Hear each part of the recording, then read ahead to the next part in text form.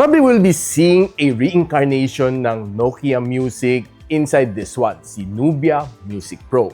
This phone is focused sa mga music lovers, lalo na kung meron kang Spotify na subscription, sulit na sulit tong phone na ito. Bakit? Dahil meron siyang magandang sound with collaboration with gadgetsidekick audio, magandang kanyang back design which makita niyo a little bit later, and a very budget-friendly na price point. More details after this quick intro.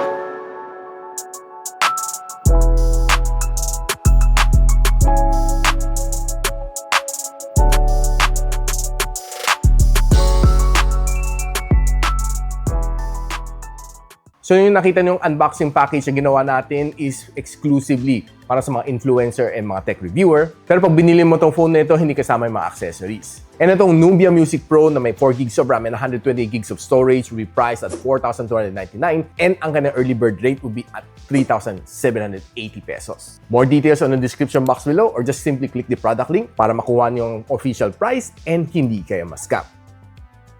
Now, once pag tinignan mo ka ng design, I would say na sobrang nice. Bright na bright ang kanyang colors and halos lahat ng basic colors nandito. I love yung kanyang pagka-tingkad ng kanyang colors dito which looks very young, very hippie, perfect na perfect for mga young users. And nandito ang kanyang loudspeaker which is probably huge and this is collaborated with gadgetsidekick audio. Ito ang kanyang camera module. And feel mo na talagang plastic ang kanyang likod. Plastic din ang kanyang side frames. And we have a red button dito na power button. Pag tanggal mo na kanyang SIM slot, you'll see a hybrid one. Pwede mo lagyan ng dalawang 4G na SIM or isang 4G plus isang microSD card. Meron din siyang speaker grills dito sa ilalim which I'm not quite sure kung tutugtog later. Pero malalaman natin pag nag-sound test tayo. Itong phone na ito is being powered by one of the most budget-friendly na processor na meron ni Unisoc. Unisoc na T7200. It's a 12nm chip na, well, can perform naman sa mga multitasking na bibigyan mo sa kanya. Basic video editing, walang problema. And yung mga light games, kayang-kaya naman niya. And we'll talk a little bit more sa gaming later. Binigyan ko ng Antutu benchmark ng 234,000 points. This is the breakdown score. 118 loop score sa Wildlife Extreme with a 97% na stability. Ito ang score na kuha ko sa Geekbench, kanang CPU benchmark. Ito naman sa kanang GPU benchmarking. Okay naman kanang thermals and it throttled to 83% na kanang best performance.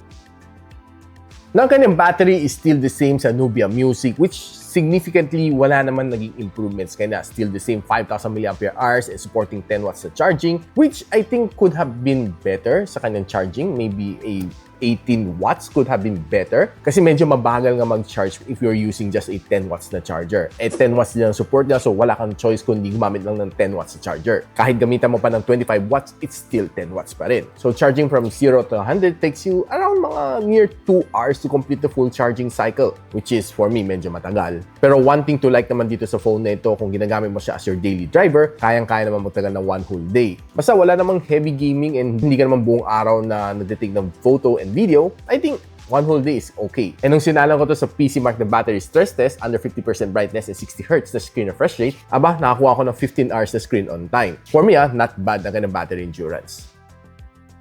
Now, medyo nag-improve kunti ang kanyang display. Bumping up to 6.7 inch ang kanyang display, dating 6.6. And ngayon, 120Hz is kanyang screen refresh rate, dating 90Hz. And ang pinaka-maximum na resolution na pwede mong panood dito is just still 720p. I was hoping na sana kayang 1080, no? And if kung social media naman paggagamitan mo nito, wala ka naman maging problema. Facebook, TikTok, Instagram, and all of your other favorite na social media sites, walang problema dito. I've been scrolling on this phone, okay naman, wala na feel naman na lags. Basta maganda yung internet connection, you shouldn't be feeling any hang time or lags. Smooth naman ang aking experience. Hindi siguro kasing smooth na mga mid-range yung mga flagship level phones, pero smooth enough to say na pwede na siya. Kung nanonood ka naman ng video dito, expect just to get a 720p sa YouTube. Watching on this phone is just okay.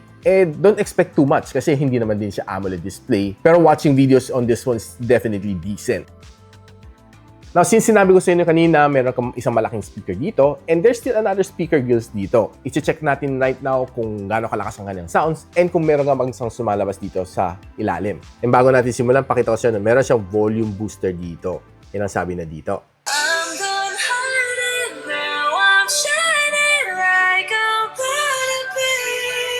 Honestly, nagulat ako na meron palang pailaw dito, no? So, habang tumutugtog yung sound, nagdadaan sa beat yung ilaw dito sa likod.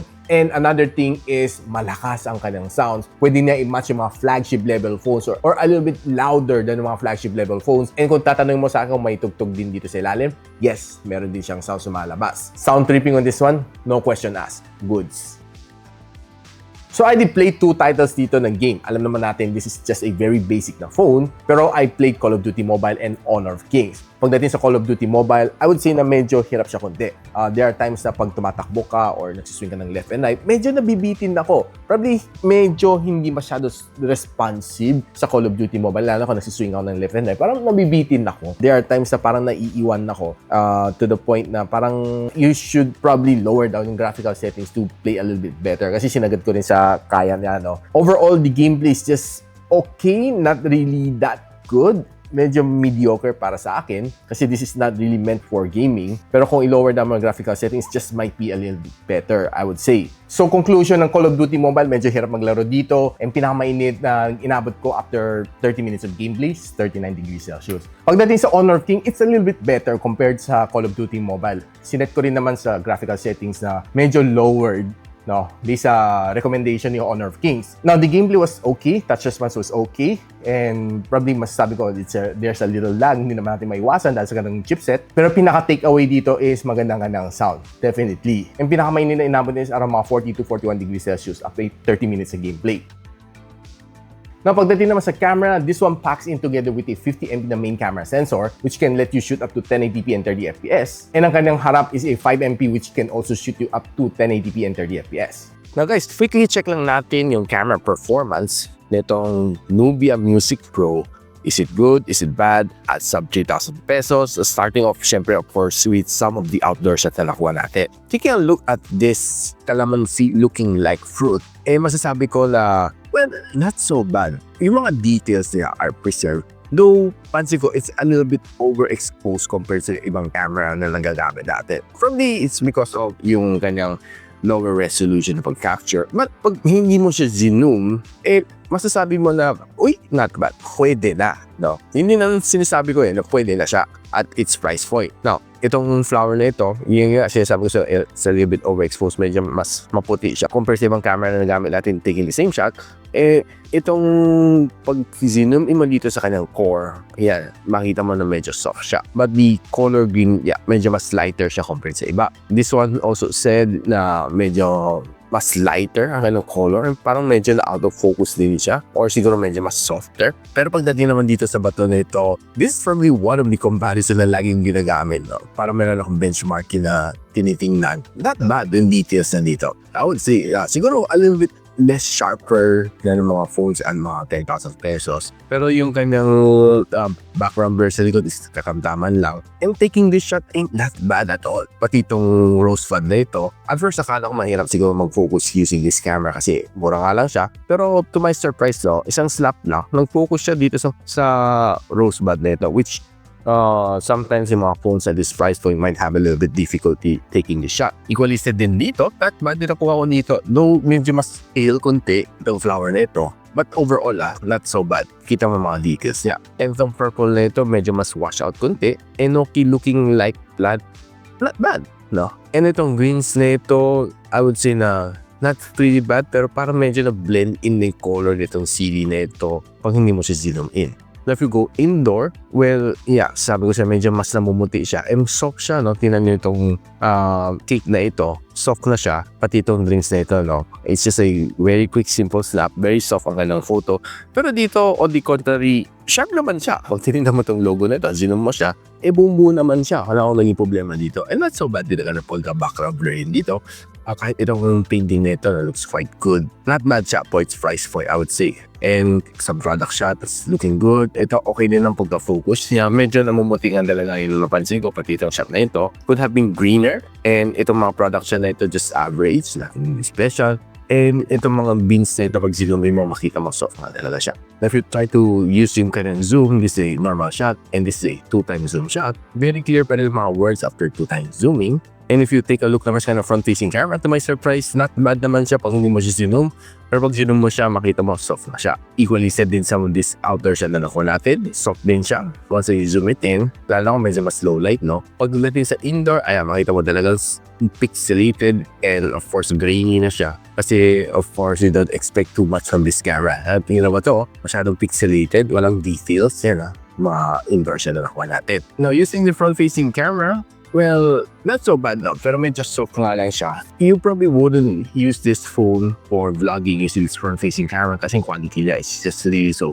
And yung kanyang rear camera, kita nyo medyo overexposed. Yung kanyang resolution medyo namumuti. Beats the video and sa photo. But one thing to notice dito sa kanya is yung resolution is a little bit better compared sa kanyang front one. Now guys, itong si Nubia Music Pro, para sa iyo nga ba to? If you're the type of person na mahilig sa music tripping, sagarin mo kanyang speakers, I would say na kayang-kaya mag-feel na isang small room with music. Perfect na perfect siya for jamming, and kung mahilig ka manood ng mga videos, perfect din siya kasi ang ganda ng projection ng kanyang sounds din dito. The only thing na hindi ko gusto dito is, well, of course, hirap siya mag-gaming, pero since hindi naman yun ang kanyang main target, the music definitely serves its purpose. Okay guys, are you looking forward to buy the Nubia Music Pro? Let me know in the comments. Kung gusto nyo malaman kung saan ko ito nabili, I'll post the link in the description box below. And if you like this video, don't forget to share sa inyong friends. And a quick sub sa aking channel. It's definitely awesome. I'll see you on the next one. And so, ako para si Richmond, and you're watching Gadget Sidekick. Like and subscribe to my channel. Don't forget to hit that notification bell. For one of my latest uploads, click the dito. And for one of my popular uploads, click here.